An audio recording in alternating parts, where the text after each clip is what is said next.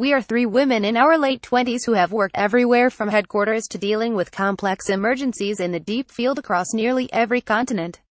We are experts in our lines of work, and we have all been subjected to repeated instances of UAL harassment and violence by men at work.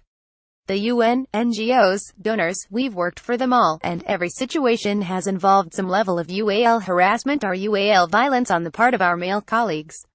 Were the education advisory forced to have oral after driving us home one evening when we were in no position to fight back? Who you ran from when we saw each other years later because even you knew that what you did was reprehensible and, yes, criminal. A few weeks after the assault, you received a pin from the agency for your decades of service. Congratulations. Were the water and sanitation advisor you grabbed and raped as we walked to the latrine?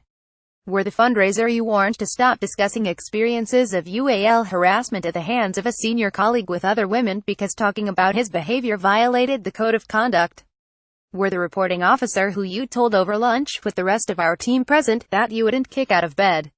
Were the woman you supervised who was so scared to be in the same room as you that we had to self-medicate before having our weekly one-on-one meeting? The woman you propositioned for as a form of stress relief and to blow off some steam? The woman you promised a job if we slept with you? The woman who was so scared by your violent temperament and unwanted UAL advances that we slept between our bed and our wall, clutching a cricket bat for safety? Report the Abuse, a brilliant advocacy organization on UAL assault in the humanitarian field, found that 87% of respondents to a survey knew a colleague who had experienced UAL violence in the course of their humanitarian work, while 41% reported having witnessed an incident of UAL violence against a colleague, and 72% were survivors of UAL violence.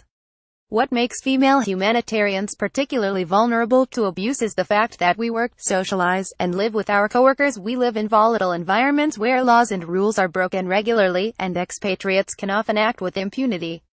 We're far removed from normal society, and some men seem to be emboldened to behave in ways they never would at home. In many places where we work, legal justice and accountability rarely occur because the structures simply do not exist. We have been let down by agency counselors and investigators, who have warned us that, sure, we could report the cases, or make accusations of UAL assaults and harassment if we chose to, but at our young age, we should know that this would be likely to keep us from ever building a long career. The men involved are moved to another duty station, sometimes with the same organization, sometimes with a new one, with no ramifications. Some are even given promotions. It's virtually unheard of for organizations to protect survivors, to properly investigate and punish the guilty, even when irrefutable evidence of wrongdoing is presented. It's telling that Report the Abuse, despite doing vital work on the topic, has now ceased operations due to a lack of funding.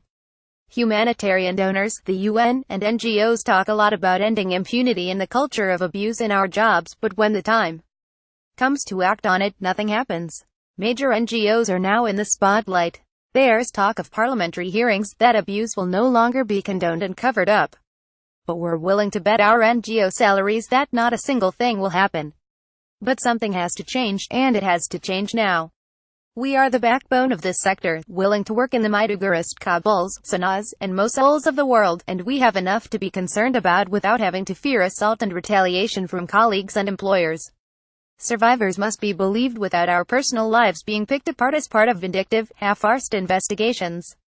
When we are not believed, when our stories are mocked behind our backs and to our faces, when the stigma of being assaulted follows us from employer to employer, when the whispers about our character and obvious dog whistle for our promiscuity begin before we even arrive in a new city, it only works to destabilize and delegitimize the sector and the work we do. The humanitarian community must stop disappearing survivors or paying them off or blacklisting them from employment. Employers must actively work to prevent assault, not reward perpetrators with extended contracts and promotions. We, the women in this industry, will call you out when you harass us, when you assault us, and when you retaliate against us for daring to find such behavior unacceptable. We are only going to get louder, and it's only going to become more painful for you to ignore us.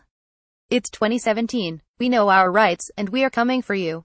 How do you think the sector should take action on this issue? Contact us with your thoughts and views at development@theguardian.com, with UAL violence and harassment in the subject line.